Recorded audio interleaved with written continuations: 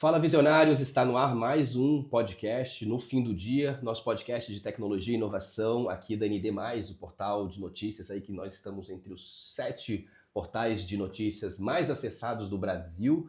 Estamos dentro do grupo ND, dentro da Record, na região de Santa Catarina, e hoje nós estamos num ambiente diferente, né? Então, como a gente já vem trabalhando já alguns episódios, nós estamos aqui em São Paulo. Estamos na casa de um cliente nosso, nós estamos na casa da Next Group, então obrigado aí ao pessoal da Next Group por ceder o espaço aqui para nós, para a gente conseguir gravar aqui o nosso podcast. Muito obrigado ao Cláudio Santos, que é o CEO da Next Group, muito obrigado por ceder aqui o espaço para nós. E então não esqueça aí de dar um like, se inscrever no nosso canal, nos acompanhe aí nas redes sociais, no fim do dia, são as nossas redes sociais. Eu sou @LitoAguiar também, você pode ficar por dentro de tudo que acontece, não só no fim do dia, mas em todo o movimento que a gente faz no mercado, no ecossistema de tecnologia e inovação como um todo. Então nós estamos aqui em mais um período aqui em São Paulo, alguns dias aqui em São Paulo, estamos gravando aqui esse episódio e vamos ter outros episódios que nós vamos gravar aqui também e trazer uns assuntos bem bacanas aí para vocês. E hoje, nosso podcast ele é de tecnologia e inovação, mas hoje a gente vai falar sobre um troço que eu gosto pra caramba. Perdão, um troço que eu gosto pra caramba, um tema que eu gosto pra caramba, porque a gente fala muito sobre tecnologia e inovação. Via de regra, nós estamos muito imersos na questão de inteligência artificial. Então, inteligência artificial para isso, para aquilo, na parte de desenvolvimento de produto, na parte de pesquisa, enfim, na parte de atendimento é muito forte, na parte de produção de conteúdo, enfim. Inteligência artificial é uma realidade e está imersa em todas as áreas das organizações. Mas a gente não fala sobre pessoas. A gente não fala sobre desenvolvimento de pessoas. E como é que a gente desenvolve as pessoas em meio a esse barulho, né, eu vou dizer assim, né, em relação à inteligência artificial. E tem gente que está com medo de perder emprego, tem gente que está se adaptando e tudo mais, mas e as pessoas? Porque no fim do dia, são as pessoas que crescem os nossos negócios, são as pessoas que desenvolvem, são as pessoas que entregam, né? E a gente tem que fazer com que as pessoas, através da IA, né, obviamente utilizando muito a IA, mas como é que elas entregam mais valor para a empresa para a gente escalar os nossos negócios. E nós estamos aqui com um especialista em negócios, em pessoas, em desenvolvimento de liderança, Celso Pegorин. Obrigado, irmão, por estar aqui com a gente. Obrigado. Viemos direto de Santa Catarina aqui para falar com você, para a gente conversar um pouquinho. Muito obrigado por estar aqui com a gente. Então, eu acho que já fica muito à vontade. Se você puder também se apresentar para a nossa audiência, para o pessoal te conhecer um pouquinho da tua história e tudo mais, saber quem é que está falando com eles. Por favor. Muito bem. Bom, em primeiro lugar, muito obrigado por abrir essa oportunidade de a gente conversar, né?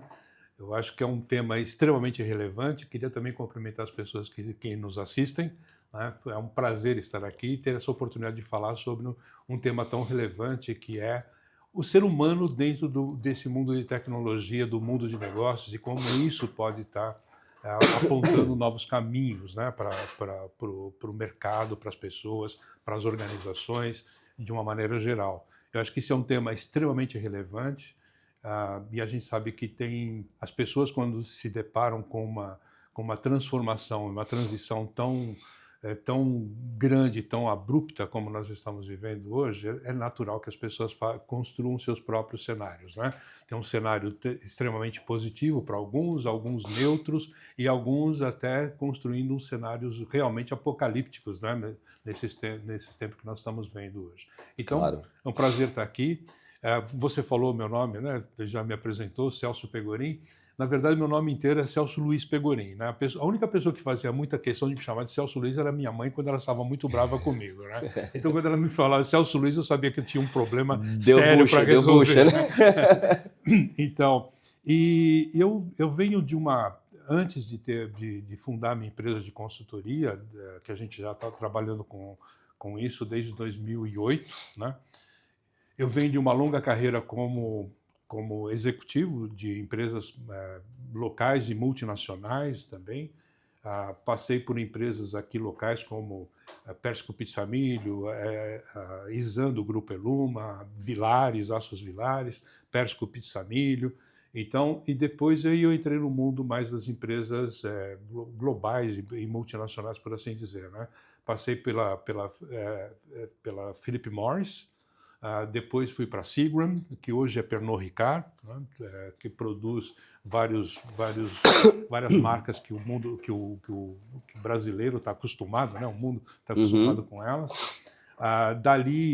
Dessa empresa, eu abri uma primeira empresa de consultoria, onde nós tivemos alguns projetos, e aí não só como consultor, mas como a gente chamava do acting manager para algumas organizações em processos de transformação, né, que foi a NCR até o momento que foi comprada pela AT&T, e a gente nós ficamos responsáveis pela transição do que era a NCR, que todo mundo conhecia como caixa registradoras, que são ponto de vendas e mercado, para uma empresa mais de tecnologia, que queria entrar no mercado de tecnologia, que era a AT&T. Né? Nós fizemos o trabalho de juntar as operações aqui.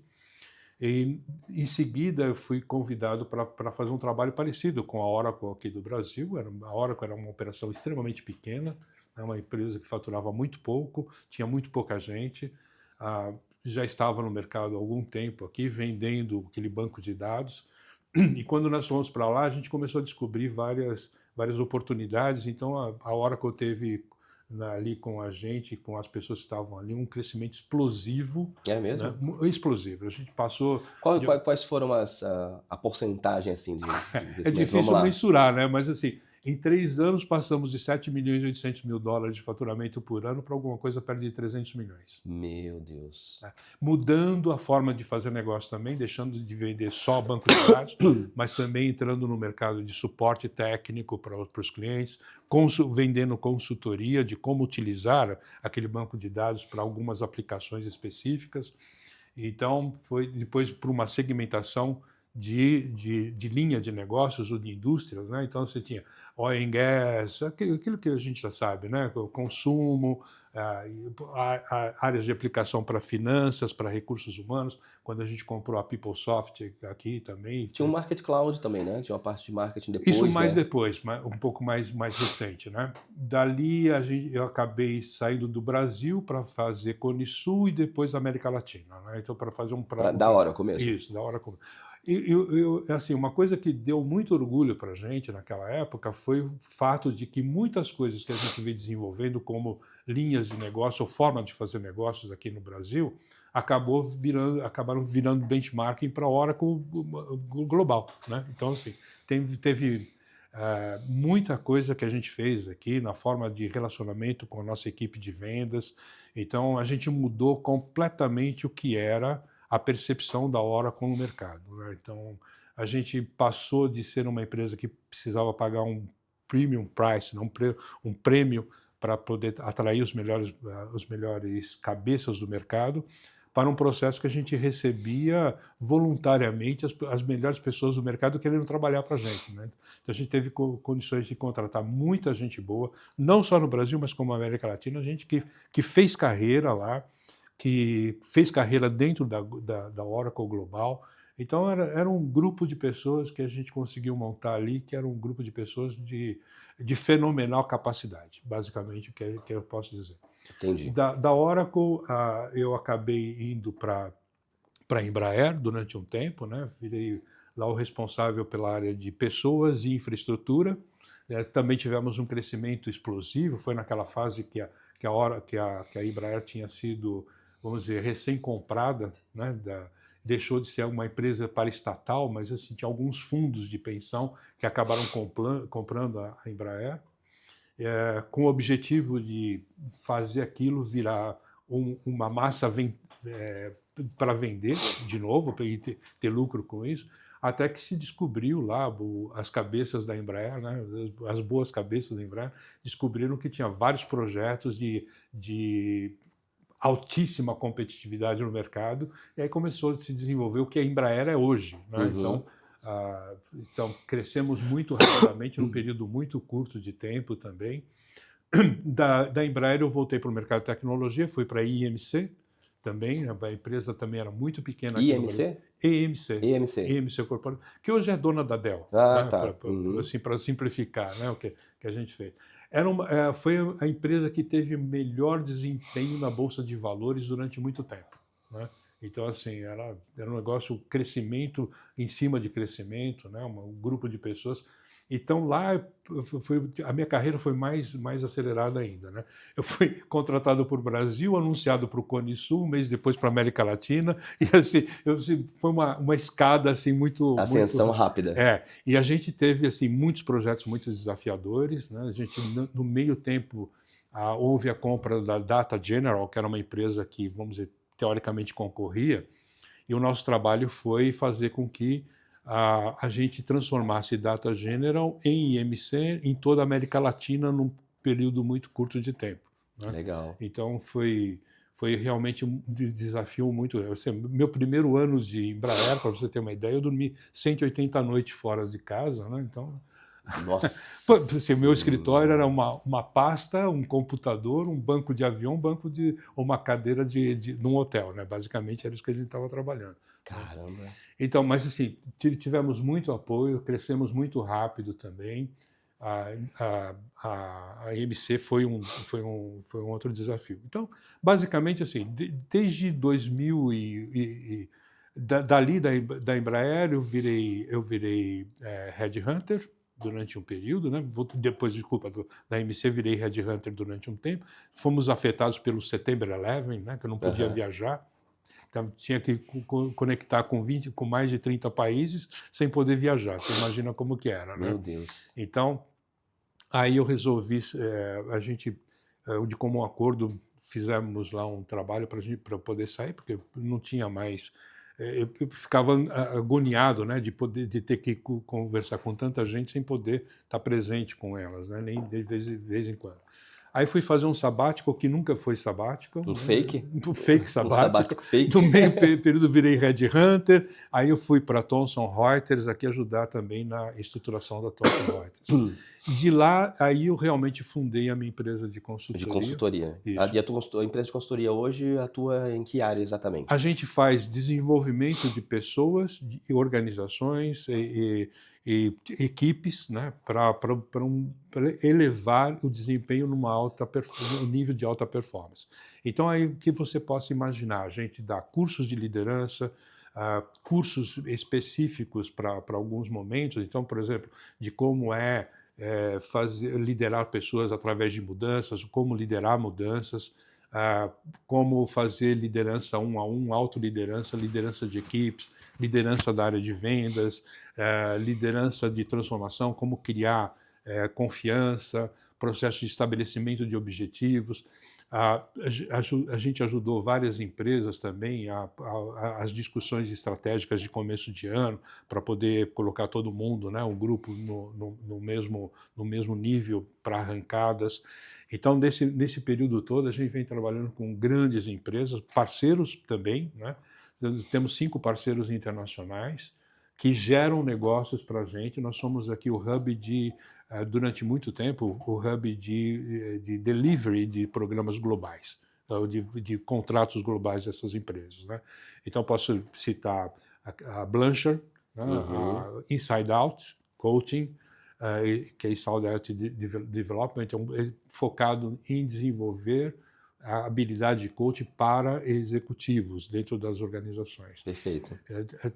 Temos a Vivat da França, temos a Encompass também lá dos Estados Unidos, que é uma empresa muito mais voltada para esses grupos como que chama, ONU, organizações como a ONU. Quando que a gente trabalhou com empresas como a FAO, né, dando cursos de liderança e fazendo coaching com algumas pessoas, para ajudar esses executivos dessas organizações da ONU a entrarem no mercado muito mais parecido com o mercado de empresas, né, de organizações empresariais.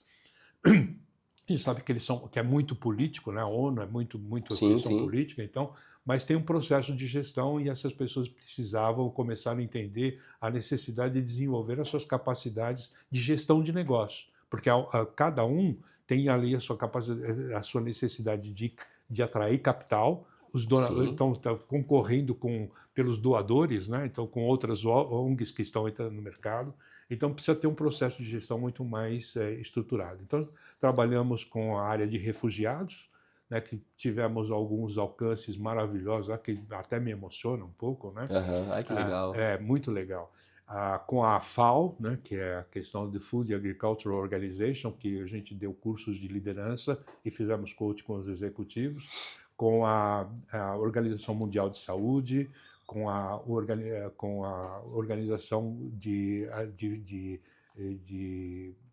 Agricultura também deles, que é a World FP, né, que é o World Food Program, né, que é o programa de alimento global que trabalha junto com a FAO, mas sem nenhuma conotação de parceria nesse sentido, né? Trabalhamos com a Organização Mundial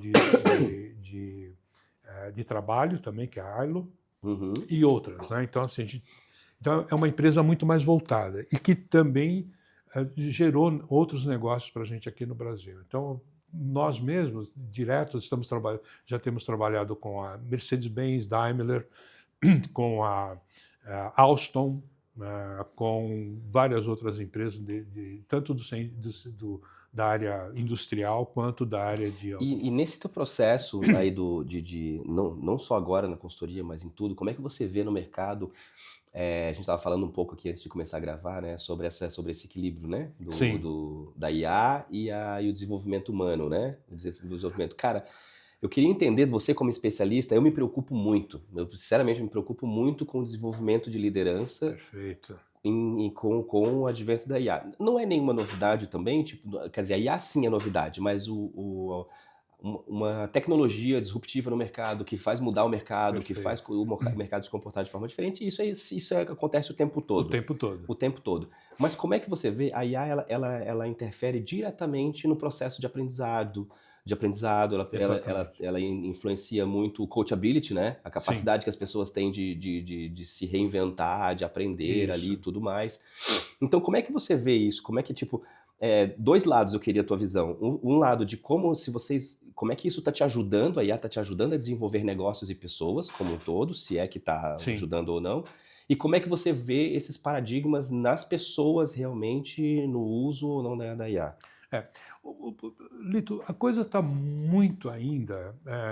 apesar da IA não ser uma novidade, né? A gente trabalhava lá na Oracle com um conceito chamado Information Superhighway, né? Que basicamente é o que ele está fazendo. Então, a ideia era que, de repente, você estava vendo um filme com John Wayne lá usando um chapéu, aí você para a imagem, vai lá no chapéu, está dizendo como que aquele chapéu foi feito, bababá, e onde você pode comprar. Né? Basicamente é isso que a gente está vendo hoje. Você tem a informação está muito presente, né, e facilitando o acesso a essa informação. No entanto, como a gente estava conversando um pouco antes aqui, o mundo sempre passou por essas revoluções, sempre. A tendência é que as pessoas, como a gente estava falando também, elas criem seus próprios cenários. Né? Seus monstros, né? E seus monstros, exatamente. Né? E quanto a esses monstros, você não tem muita defesa, porque como o monstro é criado na sua própria cabeça, ele é o monstro que mais te assusta. Né? Então, você não consegue debelar isso tão facilmente, a não ser que você crie na sua própria mente uma outra forma de ver aquilo que está acontecendo. Então, nós como seres humanos, né, então, ao nos depararmos com uma transição tão disruptiva quanto e nós já tivemos outras, né, o advento do computador, do telefone celular, a própria internet, foram coisas que vieram disruptivas. São muito disruptivas. E as pessoas sempre acreditaram que as pessoas que não se adaptariam iriam morrer. Provavelmente, hoje, as pessoas que não se adaptam vão sofrer, mas morrer é um pouco trágico demais. Né? Então, você tem pessoas que também estão olhando a questão como uma visão muito poliana, achando que é só novidades, que isso é uma coisa que virá naturalmente e as pessoas vão se adaptar naturalmente e tudo mais. É uma visão assim meio fantasiosa do dado positivo. Tem as pessoas que têm uma visão neutra, então, assim, é só esperar um pouco, sentadinho, que a tempestade logo passa e a gente vai voltar para o nosso velho normal, como se tivesse nada acontecido. Né? e as pessoas que também têm uma visão apocalíptica disso daqui. Está acontecendo algum apocalipse, né? Tem coisas que vão desaparecer, sem dúvida nenhuma, como muitos cargos e muitas funções já desapareceram ao longo da história, que eram necessárias até um determinado momento e deixaram de ser necessários quando você entrou com uma nova tecnologia. Então, a questão da gestão do conhecimento, como o conhecimento já existe, provavelmente isso daí vai deixar de ser valorizado, porque você tem hoje a informação Na hora. na hora, do Na jeito que hora. você quiser. Eu não vou fazer um relatório, eu não Isso. vou fazer extrair dado, não. Combinação do jeito que você quer, né? Com o seu Exato. estilo, aquela coisa toda. Então, alguns cargos desse tipo vão desaparecer. O que não vai desaparecer é a geração de novos conhecimentos para alimentar essa cadeia de gestão do conhecimento. Uhum. Né? Então, E na tua visão, tu acha que as lideranças hoje... Acho que eu já sei a resposta, mas eu vou perguntar mesmo assim. pergunta de retórica, né? Mas assim, tu acha que a liderança hoje em dia, em geral, assim, as lideranças das grandes companhias aí e tudo mais, elas estão preparadas para tirar da inteligência artificial o melhor para elas? Daqui a pouco eu vou fazer um complemento dessa pergunta. Eu vou responder assim, balançando a cabeça aqui para baixo, dizendo não. Tá? Realmente não. Eu disse que eu sabia a resposta. Não, eu sei que... Então, mas o ponto aqui, Lico, é o seguinte, Elito. Quando você tem uma coisa que é totalmente nova, as próprias organizações não sabem muito bem o que vem depois Nem elas disso. sabem, né? Nem sabem. Então, assim, a gente não tem uma visão muito clara disso. Agora, a resposta para isso sempre é uma coisa que a gente vem procurando ajudar as empresas. E algumas empresas ainda estão rejeitando isso. Que é ensinar para as organizações a importância de um nível de um engajamento para caminharem numa direção para um caminho que ainda não está claro para todo mundo. Mas talvez a gente precise juntos, as organizações, criarem esse novo caminho. E tu vê, olha, essa coisa de... Eu vi num podcast, não vou lembrar qual podcast que é, desculpa pessoal, porque eu não vou lembrar qual era o podcast. Se alguém que está assistindo souber que pode comentar aí. Mas eu vi num podcast uma coisa, por exemplo, que me mudou muito a minha forma de lidar. Eu acho que as mais hypadas eu uso, tá? Das inteligências de cloud, GPT, Gemini, todas elas aí eu uso. Às vezes tem uma mais específica para um nicho ou outra assim. Mas eu vi uma vez uma dica de um especialista que ele disse assim, cara, e aí mudou minha ótica de uso, sabe?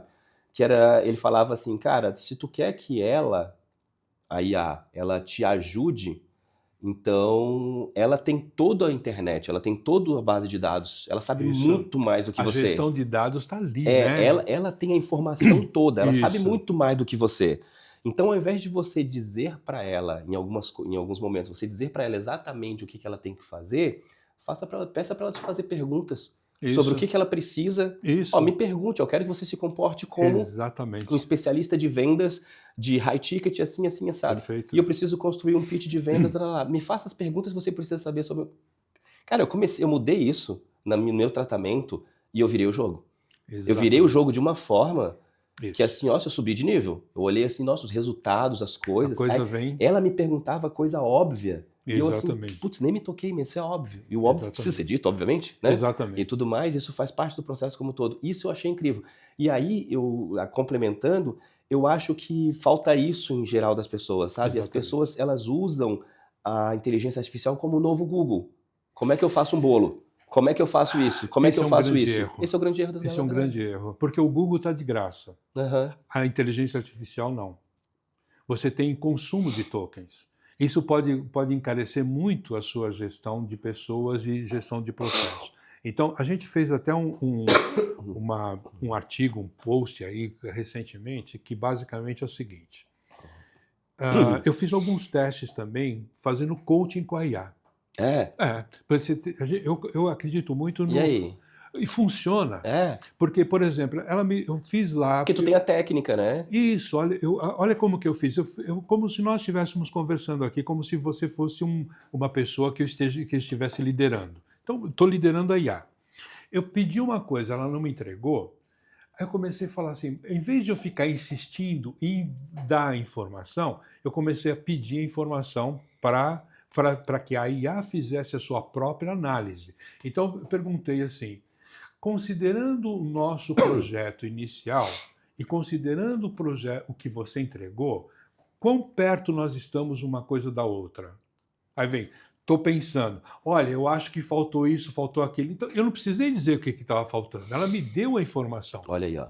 Porque as pessoas, quando elas fazem certo e quando elas fazem errado, elas sabem que fizeram, como a IA também sabe. Então, sem ser religioso, né? Então a gente fala assim, como que nós fomos criados? Vamos dizer, biblicamente diz assim, que Deus falou e disse assim, criemos o homem à nossa imagem e semelhança, não foi isso? Isso. O nosso algoritmo mental é mais ou menos parecido. E nós estamos criando a IA à nossa imagem e semelhança. O que nós estamos fazendo? Que a IA tem o mesmo tipo de algoritmo de aprendizagem que a gente tem. Porque a gente só sabe fazer imitando o que a gente já tem. Nossa, bom demais isso. Não é isso mesmo? Perfeito, perfeito. Porque a IA está aprendendo cada vez mais. Então, hoje você fala, Cláudia é melhor, daqui a pouco ChatGPT é melhor, depois o outro cada semana um está melhor. Porque a IA está evoluindo. Então, assim, nessa corrida de evolução está acontecendo, não é? Então, Exato. Daqui a pouco, nós precisamos estarmos preparados também para que isso seja ainda mais acelerado. Porque à medida que nós, por exemplo, cada vez que você cria uma conexão neural no teu cérebro, a tua capacidade de pensamento vai ser expandida. A partir daí, potencialmente. Então, a IA também, quando ela começa a juntar o Lé com o CRE e depois o Lé com CRE com CRE com Lé, ela começa a fazer um outro parâmetro de expansão dessa capacidade de inteligência que ela tem. Então, eu vou trazer uma pimenta, eu acho, para o nosso papo. Olha só, eu vou botar o crachá de professor, né? Sou muito acadêmico. E eu lembrei, a tua fala, eu lembrei de um estudo, cara, que eu sou apaixonado por esse estudo, de um cara chamado, dois americanos, David Dunning e Justin Krieger. Eles fizeram um estudo fazendo a percepção das pessoas sobre o conhecimento delas próprias. E aí as pessoas respondiam algumas perguntas sobre o conhecimento delas, sobre um determinado assunto. E depois se fazia uma pergunta para elas sobre como ela achava que tinha ido naquele teste. Perfeito. Entendeu? E aí o estudo acadêmico, ele fazia esse cruzamento. Então, a percepção das pessoas. Então, quanto mais... E aí, o resultado eu achei fantástico. Que daí, quanto menor o conhecimento técnico sobre determinado assunto, maior a minha capacidade, a minha visibilidade. Então, eu acho que eu fui muito bem. Perfeito. E o contrário também. Aqueles que tinham um conhecimento muito alto tendem a se avaliar muito mais baixo. Dizer assim, não fui muito bem. Por quê? A gente estuda, quanto mais a gente estuda, mais a gente identifica nossas lacunas de conhecimento. E aí a gente assim, não, cara, não entendi direito aquilo ali, eu preciso ler mais sobre aquilo, né? E aí eu trago isso para o nosso contexto aqui. A IA não vai dar muito conhecimento raso pra galera e achando que tem um conhecimento profundo, sabe, dessa gangorra, o que tu acha? Isso. Olha, o que você está falando tem muito a ver com uma frase muito antiga que todo mundo conhece. É assim, quanto mais sei que nada sei. Você já viu isso? Sim, então, sim. Quanto mais sofisticado é o seu pensamento, mais perspectivas e mais necessidade de expansão desse pensamento você tem. E a partir desse momento você fala, esse conhecimento que eu tenho não é suficiente para abraçar tudo isso. Então eu preciso continuar desenvolvendo. Então, ao você fazer uma pergunta certa de autoavaliação da IA, ela vai procurar num campo maior de conhecimento os parâmetros que fizeram com que ela te entregasse alguma coisa que talvez não estivesse pronta. Então, a gente está fazendo aí, eu sei que é uma... Tu me deu um gatilho, eu vou anotar aqui, pode falar. Que a gente vê que, por exemplo, algumas pessoas, a palavra coaching, né, inclusive, já não aplica mais. Depois você pode ler um post que a gente colocou, que a gente está mudando de coaching para curadoria. O que quer dizer isso? A curadoria, eu preciso te ajudar a entender qual é todo o teu asset, tudo que você já tem, para onde você vai levar aquilo, e ajudar você a fazer um trabalho orientado e estruturado para você usar adequadamente aquele seu conhecimento em seu próprio favor, em favor do grupo onde você vive. Bom demais. Então, é um outro nível de relacionamento, que não é só fazer perguntas e também não é só transmitir conhecimento como é na mentoria. Na mentoria eu estou transferindo o meu conhecimento para você. É unilateral. Isso, no coach eu estou me resguardando disso, embora tenha uma experiência global, aquela coisa toda, eu não posso pegar essa minha experiência e empurrar para você como se você fosse fazer uma trajetória parecida com a minha, porque não é. Essa minha experiência vai me ajudar a te fazer as perguntas que você precisa responder para você construir a sua própria carreira de sucesso. Então, mas isso também... Esse é o pensamento do professor. Ou Isso, deveria ser o professor. exatamente. E isso daí mas isso daí não é suficiente.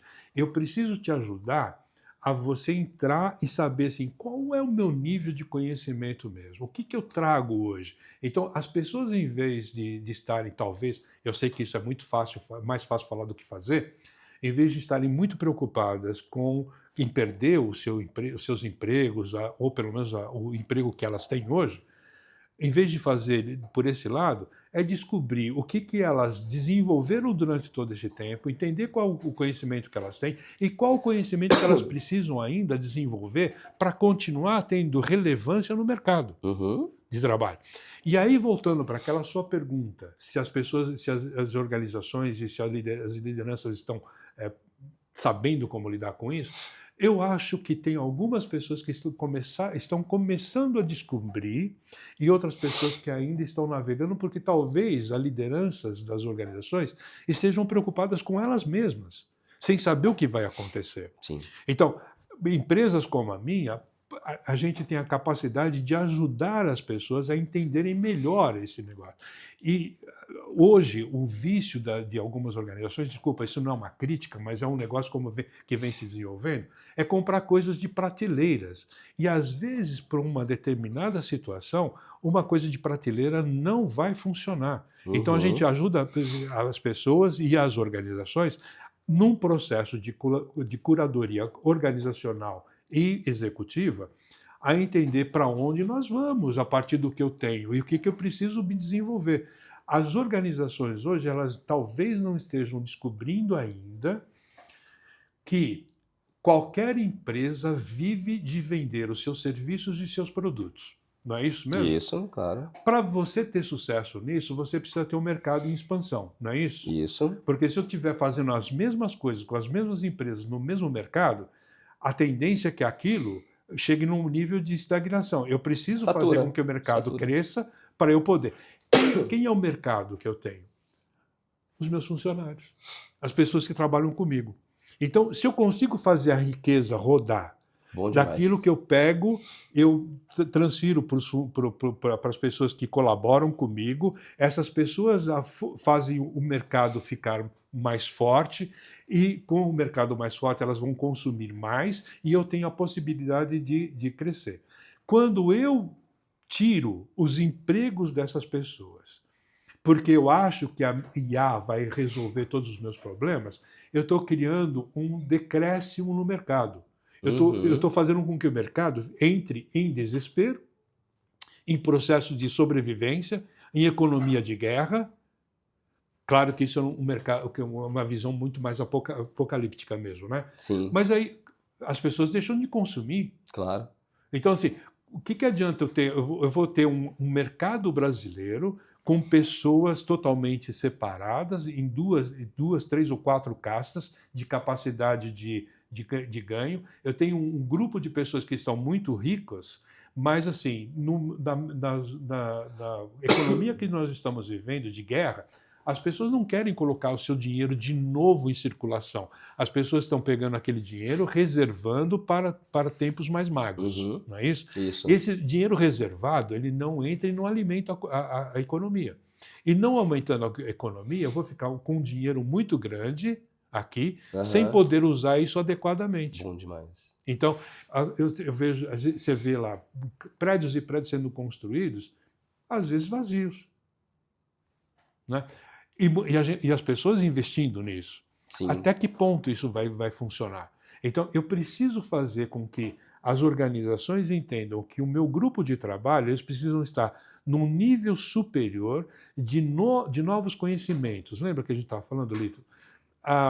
Hoje, basicamente, não adianta mais eu dizer que eu vou fazer as mesmas coisas do jeito que eu estava fazendo. Aham. Sempre. Não vai funcionar. Isso. Aquela frase, né, de que tipo, não consigo resultados diferentes fazendo as mesmas coisas, Como né? Einstein falou, né? Então, Aham. assim, basicamente, nós estamos num vórtice muito acelerado de transformação. Isso não tenha dúvida. Agora, como é que eu cuido da sociedade?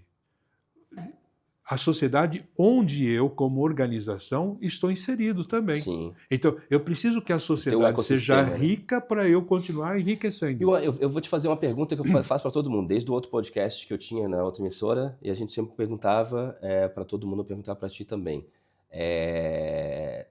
Para onde estamos indo em relação à inteligência artificial? Amanhã. Isso, tem até um filme que fala sobre isso, né? Quo Vadis, para onde vais, né? Uhum. Que imagina que isso daqui foi pensado lá na Roma Antiga. Então, era a dúvida que as pessoas... Para onde nós vamos? Dá para ter alguma ideia? Não. Ou não? Ou a gente está realmente no olho do furacão e é incerto? Nós estamos perto de um ponto de inferência muito grande que ainda muita coisa vai acontecer. E tu, te provocando um pouco mais, será que a gente está no momento, a palavra inferência que você usou, me remeteu a uma outra palavra que seria inflexão. Será que a gente está no momento de inflexão também, que a gente precisa parar para dar uma respirada, olhada para dentro realmente, assim, cara, realmente para onde que estamos indo, o que nós vamos fazer? E aí eu digo tanto como indivíduo, como companhia, como organização. Né? Porque, e aí eu faço essa pergunta para todo mundo e já foram mais de 100 pessoas que eu já conversei e ninguém concorda com ninguém.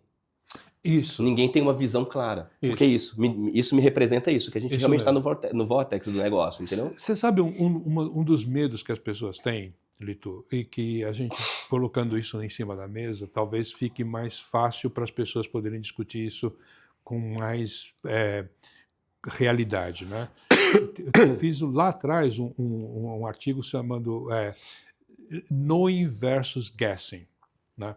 Então, hoje tem muita axiologia e muito pouco conhecimento sobre as coisas. Né? Então, o conhecimento... É o conhecimento raso, né, que a gente estava falando. É o conhecimento raso. Então, as pessoas ficam achando as coisas e embarcam numa coisa. Talvez isso também seja positivo, como está naquele artigo. Mas o importante é que a gente não isole só isto. Você basear toda a sua cadeia de coisas em coisas que você acha.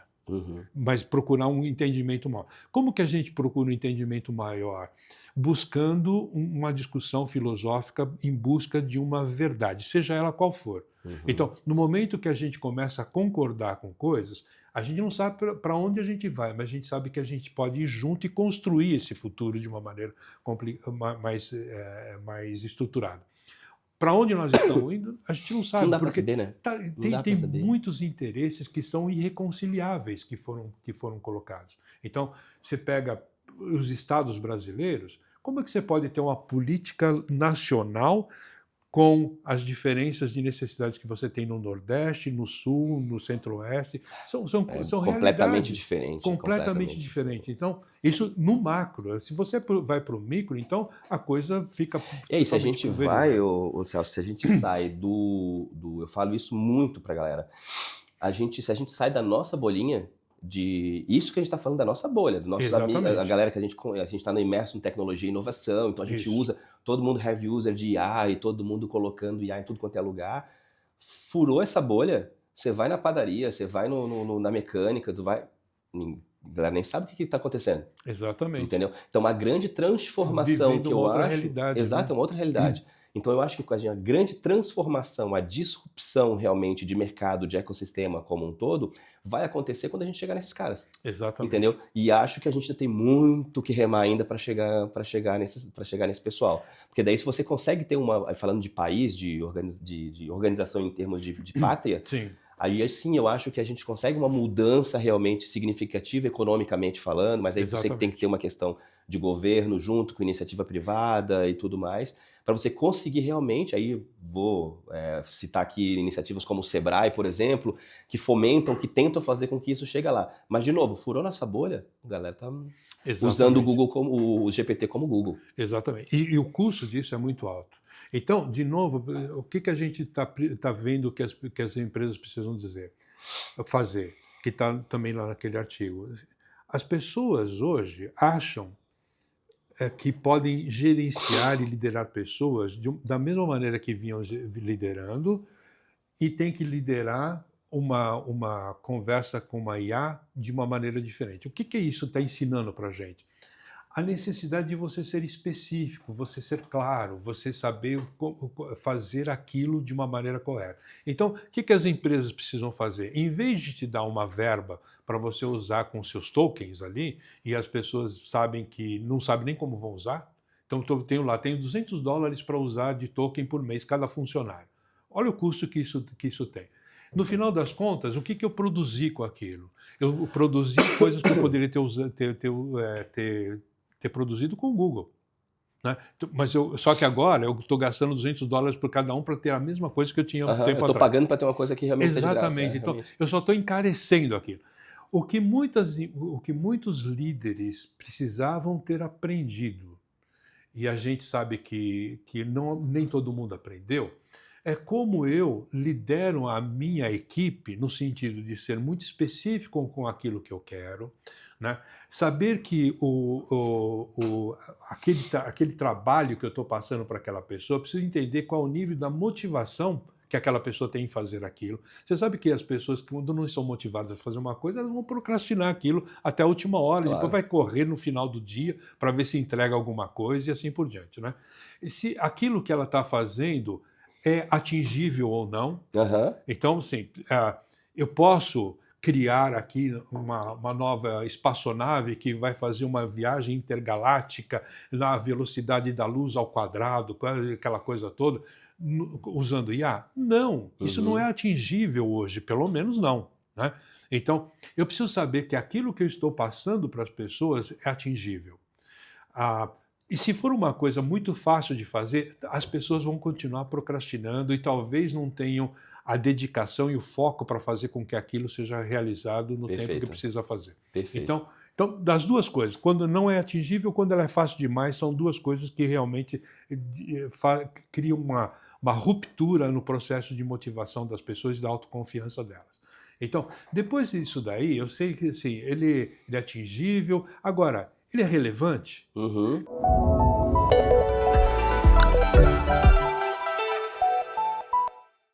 Muito bacana esse papo com o Celso, não é? 2 temas extremamente interessantes: desenvolvimento de liderança e inteligência artificial. Dá para trazer, cara, esse episódio é praticamente um MBA aí pra gente refletir um pouco e pensar nas estratégias para a expansão dos nossos negócios. Esse foi mais um episódio do nosso podcast No Fim do Dia.